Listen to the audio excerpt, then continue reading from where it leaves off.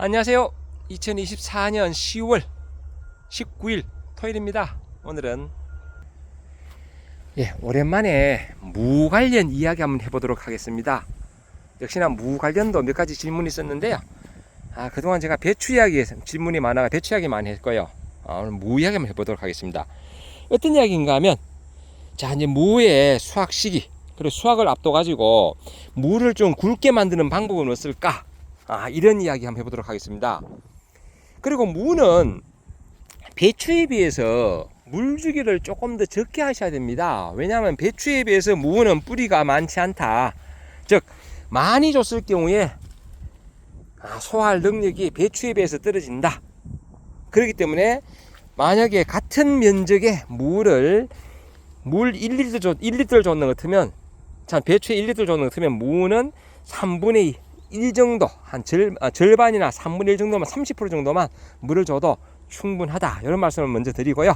너무 가습하면 무는 도리어 뿌리가 썩습니다. 그건 먼저 아셔야 된다. 천연적으로 오는데 비는 어떻게 할 거냐? 저는 무는 비닐 멀칭을 하지 않았습니다. 왜? 이게 너무 가습할 경우에 비닐은 또 물을 머금고 잡아주는 역할을 하잖아요. 그래서 저는 멀칭을 하지 않았는데, 혹시나 비닐 멀칭을 했고 최근에 비가 많이 오는 지역이 있을 거 아닙니까? 그래서 너무 가습하다 그러면 이때는 비닐을 좀 걷어주는 게 좋습니다. 그래야지 공기 중으로 수분이 좀 이탈되는 부분이 있거든요. 아니면 비닐 멀칭이 되어 있다면 오로지 잎을 통해서 빨아내는 정산작용을 통해서 토양 수분을 해결하거든요. 그렇기 때문에 무는 너무 가습하다 싶으면 빨리 비닐을 벗겨내는 게 좋다. 이런 말씀도 전제적으로 드릴게요. 자, 그리고 오늘 시기가 10월 19일이면요. 물론 저희 상주 지역 기준으로 했을 때 지금은 무가 비약적으로 비대를 하는 시기입니다. 즉 굴른 시기라는 이야기입니다. 이제 예를 들어서 제가 한번 덜 씹어볼게요. 이게 상주말은 이거를 덜 추워 본다 말을 덜 씹어본다 합니다. 잠깐만 이거를 잘 안 보이니까 이렇게 닦아. 이거 따면 안 되는데. 잠시만, 제가 영상을 찍기 위해서 몇 개만 닦게요. 원래 저는 무잎을 잘 안 땁니다. 안 따는데 안 보이니까 닦게요. 아이고, 따자. 너도 따자. 미안하다. 닦는 잎은 제가 좀 이따 닭을 줄 겁니다. 이게 좀 보이네요. 이렇게. 이제 무가 지금부터 이제 비약적으로 성장할 시기거든요. 성장할 시기인데, 이제 하루가 다르게 이제 무는 성장을 합니다. 요때 이제 뭘 해줘야 되느냐? 요때 비료분이 부족하다면 물비를 해주시면 되고요. 그러나 이제는 수확도 크게 안 남았기 때문에 시기가, 요 시기에는 연면시비를 통해서 해주시면 됩니다. 연면시비, 인산가리계통인 부리오골드라든지 아니면 뿌리를 키우는 대유, 금비대 등 그런 것들을 이제 연면시비를 통해서 해주시면 되고요. 그리고 무는 이게 칼슘이 부족하거나 붕수가 부족하면 쏙이 썩습니다. 그러니까 또 바람들이 현상은 나중에 물론 서리 맞아도 오겠지만은 조직이 약하면 칼슘을 겹칠 때도 바람들이가 오니까요. 요 시기에는 그렇게 칼슘제나 붕소 아니면 방금 말씀드린 인산가리계통인 부리오 이런 게 해주시면 되고요. 부리오골드는 참고로 붕수가 들어있으니까요. 별도로 그때는 안 하셔도 됩니다. 그러니까 요 시기에는 칼슘제 별도로 좀 해주시고, 부리오골드 혼용보다는 따로 좀 쳐주시는 게 좋습니다. 그렇게 해주시고요. 그리고 이 시기에는 이제 비약적으로 크는데요. 요걸 그러면 수확은 언제 할 것이냐? 수확은 이제 보통 시장 출하하는 경우는 이제 서력이 전부터 뽑아서 이제 전년 시장에 출하를 하면 됩니다. 왜냐하면 한꺼번에 다 출하를 못 하니까. 그러나 이제 자가 소비용 텃밭으로 키우신 분들은 여기에 무는 맛이, 무설이 한두 번 살짝 맞으면 훨씬 맛있습니다. 무는 추위에 견디기 위해서 스스로 당도를 만들어내거든요. 그래서 봄무나 여름무보다는 가을 김장무가 맛이 좋다. 그래서 김장무를 키워서 이제 땅속에, 저 같은 경우는 장독을 묻어가 저장을 하잖아요. 확실히 맛이 좋고 오래 갑니다. 저는 설이 한두 번 살짝 맞춰가지고 너무 된설이 말고요, 맞추고 난 다음에 저는 수확을 합니다. 그렇게 해도 무는 회복력이 있어가지고 영하 1도까지 내려가서는 괜찮다 그런 말씀 드립니다. 그리고 요 시기에 이제 이렇게 노출된 부분을, 또 지난번도 어떤 분 질문 그렇게 하시더라고요. 이거를 노출된 부분을 북주기를 해야 되나요? 라고 묻는데, 지금은 이제 복주기 하시면 안 됩니다. 왜? 이 무는 노출된 부분이 더 파란 부분이 더 맛있어요. 그래서 위에 부분은 생식용, 뭐 생쥐를 한다든지 생채 나물 먹는다 이렇게 뭐 하잖아요. 하고 밑에 부분은 뭐 무국을 그린다든지 보통 그렇게 용도를 쓰니까 이렇게 좀 누워 있다든지 뭐 하더라도 굳이 북주기는 할 필요는 없습니다. 그렇게 이해하시면 됩니다. 그리고 이제 요 시기는 이제 그 무는 특별히 그 잎이 많이 생기기 때문에요. 이제 뭐 나방약 이런 거 안 치셔도 됩니다. 왜냐하면 지금부터 약 치면 나중에 물이 또 이제 잎은 무청해가지고 무청 시래기 먹잖아요. 그렇기 때문에 무청 시래기도 농약 안전 사용 기준이 필요하니까요. 이젠 저는 뭐 특별히 여기는 약 안 칩니다. 이 정도 되면요. 오늘 벌써 10월 19일이니까요.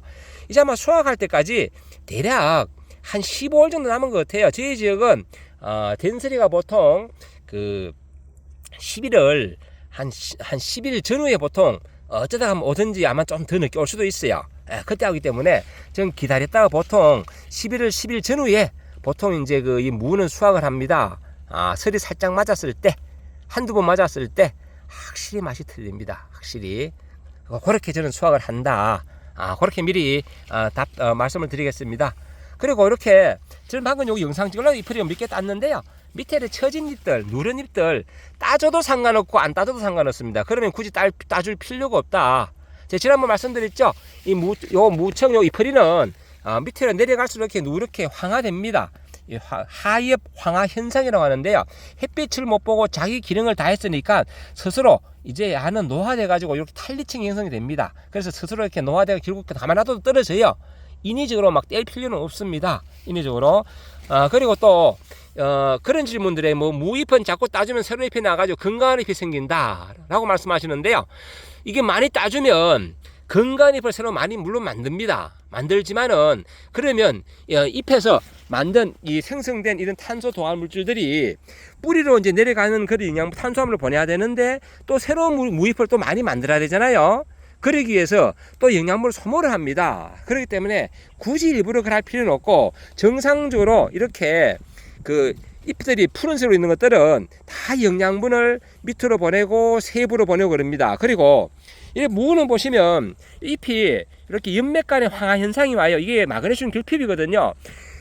그 비료 성분이 이동이 잘 되는 게 질소, 그리고 인상, 가리, 마그네슘 요거는 이동이 잘 됩니다. 대신에 붕소, 칼슘 이런 건 이동이 느리고요. 그래서 이런 부분에 있는 마그네슘 성분들은 또 이렇게 쏙잎을 키운다든지 다른 데 보내기 위해서 자꾸 보내주거든요.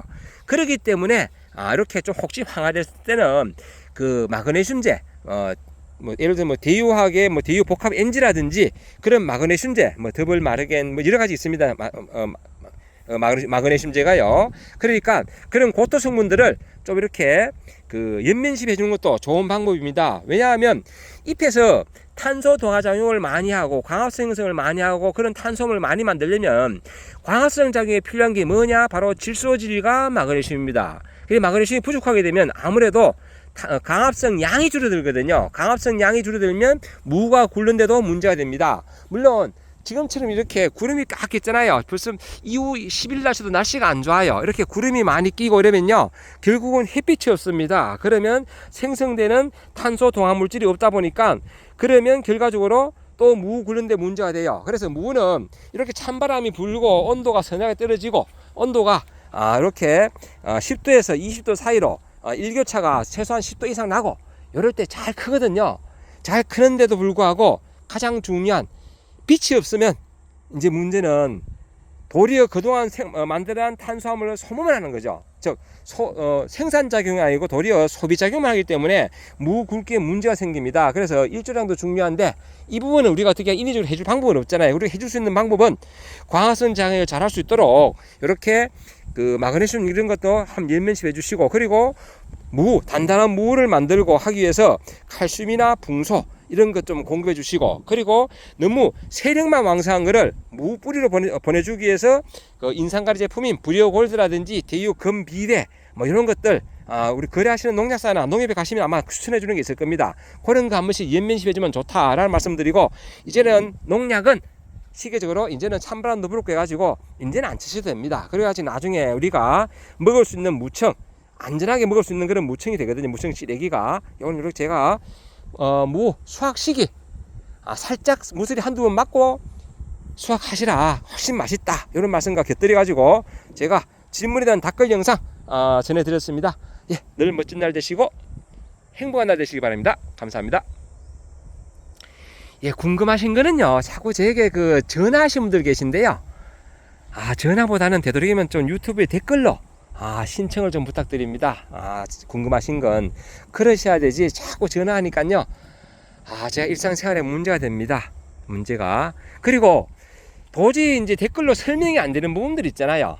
그런 부분들은 사진을 좀 여러 장 찍어 가지고 문자 메시지나 아니면 카톡으로 전해주시면 됩니다. 제 전화번호는 제 유튜브 채널에 많이 노출되어 있습니다. 뭐 도라지 씨앗 주문 받습니다 이런 데도 노출되어 있고 많이 되어 있으니까요, 한번 보시고 그렇게 활용하시면 되겠습니다. 늘 멋진 날 되십시오. 감사합니다.